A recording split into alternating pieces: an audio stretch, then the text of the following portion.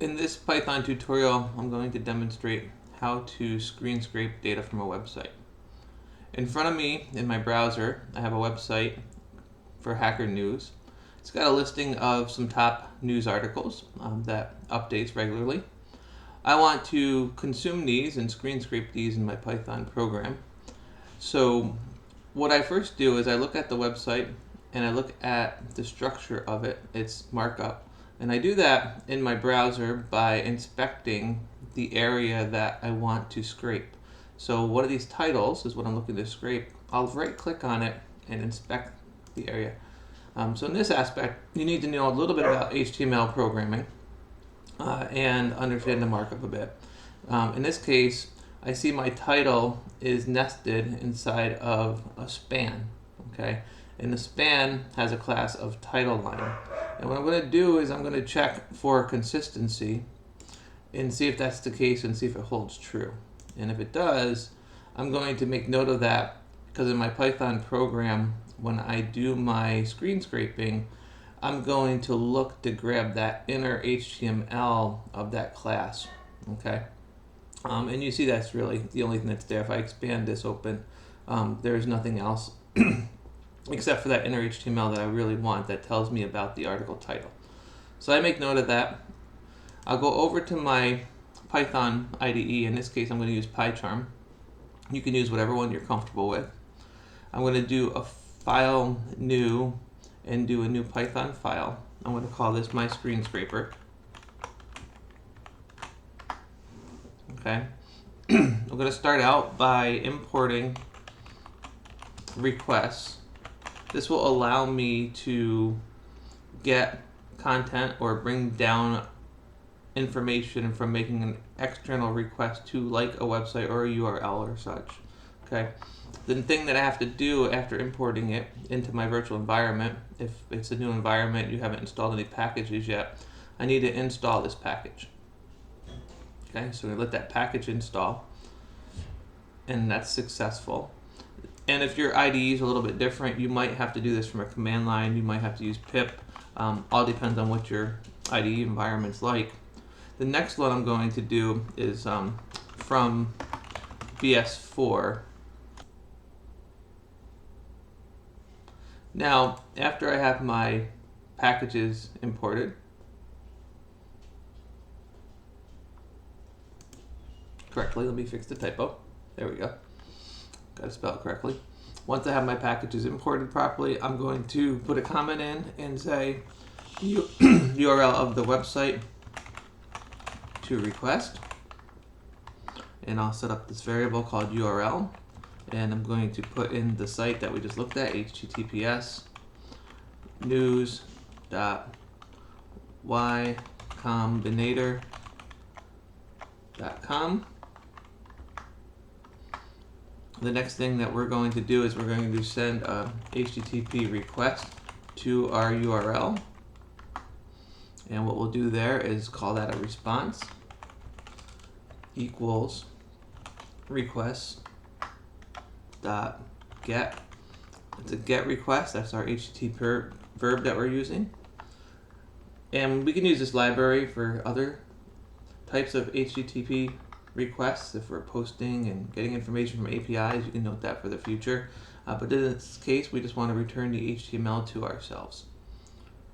What I like to do here is I like to just do a quick test and print out the response.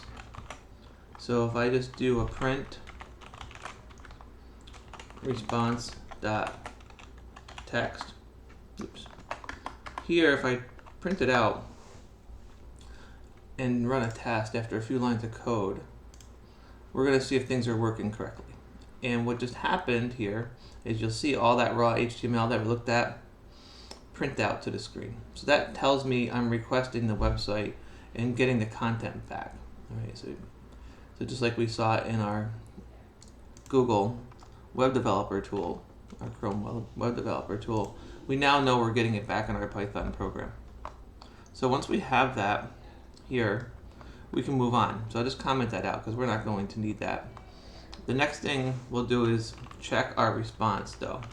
we want to make sure we have a 200 status code. So what HTTP response is 200 means that it's a status of OK. So if you do web programming, web development, or get used to pulling information from websites or working with APIs, you'll get to know your HTTP verbs that I just mentioned, the get verb, as well as your response codes. Okay, so we're going to put an if statement in. So if it's a 200 status OK, let's go ahead and do something with the data we get back. Okay, so we'll put in a comment that says we have the site. Let's work on parsing the data. And this is where we'll screen scrape it, essentially. Okay, so we've pulled it back. We've essentially already screen scraped the raw content, but now we have to go ahead and actually parse it out. So here, we're going to create a variable called soup, and we'll call our library for BeautifulSoup, and we're going to pass in our response.text, and we're going to tell it to use the HTML parser part of the library. Okay, that's the ways it knows it's working with HTML. And let's move that over just a little bit so you guys can see it better. Okay. So you'll see that there's our soup variable. Next thing we're going to do is we want to find the story titles, right? That's what we're trying to pull. So to find the story titles here, titles equals, and we're going to do soup dot find all, and we're looking for that span that we showed you earlier. So we're going to go span, and then we're going to do a comma. We're going to say let's look for the class. So spans that have the class on them called title line. And make sure you get the class name properly. Okay, so that's what we're looking for. The next thing, after we get that parsed out, we're going to put something out on the screen that says, this will be our little header, print all the articles. So we'll put a print statement, top hacker news articles. Now we're going to loop through our titles. Okay, so we're going to do for IDX, and we're using IDX basically short for an index. It's going to be our counter as we go through this for clause. Okay, so it's going to start at 0, and we're going to count as we go through, so we can put a number in front of every article. So for IDX title in enumerate, how we're going to iterate through by enumerating through our titles. I'm going to put a semicolon, the colon there at the end, and during that we're going to print. We're going to format our print using the F command. So we have a nice formatted print inside of quotation marks. We're going to want IDX +1 inside these curly braces. That's going to be our counter. We're going to want a period, and then we'll have a space, and we'll have our curly braces again, and we're going to say title.text. That's going to get us that inner text of that article title. Okay, so that'll be what we print out. And then the last thing we need to do, moving all the way back to where our if statement was, we need to do our else. So indent back out, and this is in case we don't get a 200. Okay, we're going to say print format print failed to retrieve our data, error code,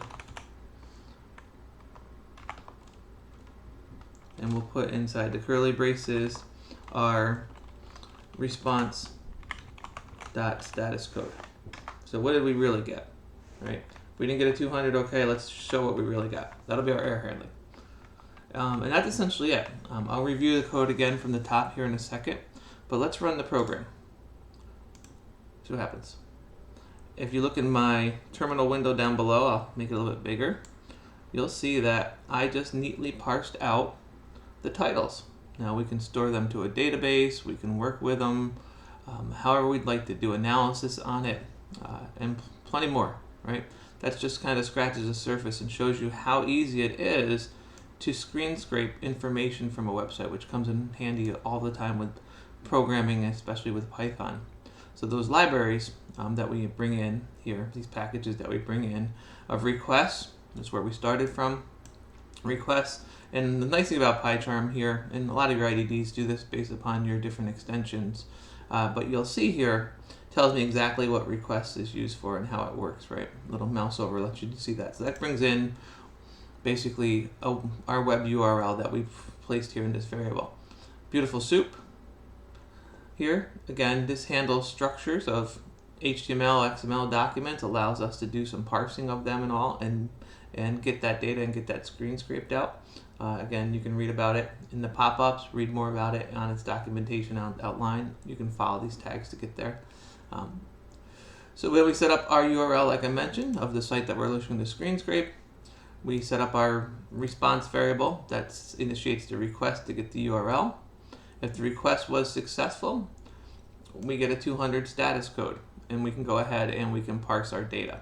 Right? You'll see that I commented out a print statement of the response just to make sure, after I wrote a couple lines of code, that my extensions libraries were working correctly and that I was able to get the website to return. Once we're good with the 200 status check, we set up the soup variable.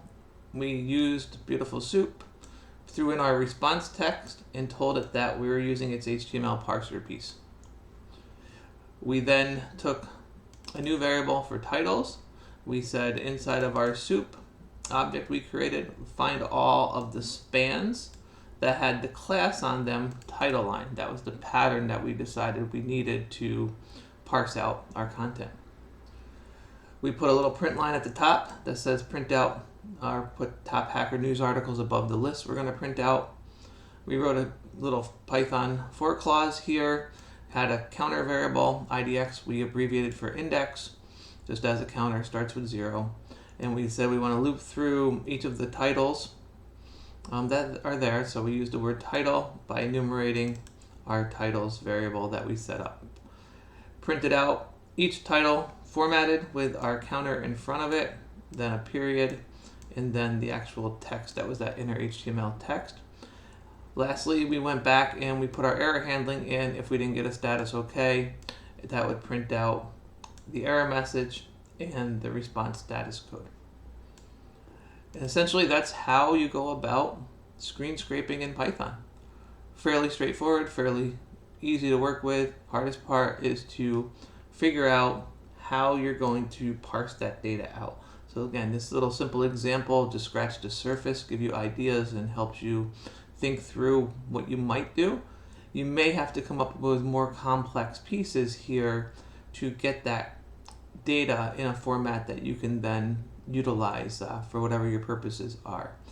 Also keep in mind, not all websites allow you or want you to screen scrape. There might be things that prevent you from doing that HTTP get programmatically, or if you do it too frequently, you might get blocked. So be very cautious when selecting sites to do screen scraping from. Make sure you're not violating any of their terms that the site might have. I hope you found this video tutorial helpful. If you have any questions or comments, please put them down below. If you're not currently a subscriber, please click the subscribe button to support my channel. And I look forward to hearing from y'all. Thank you.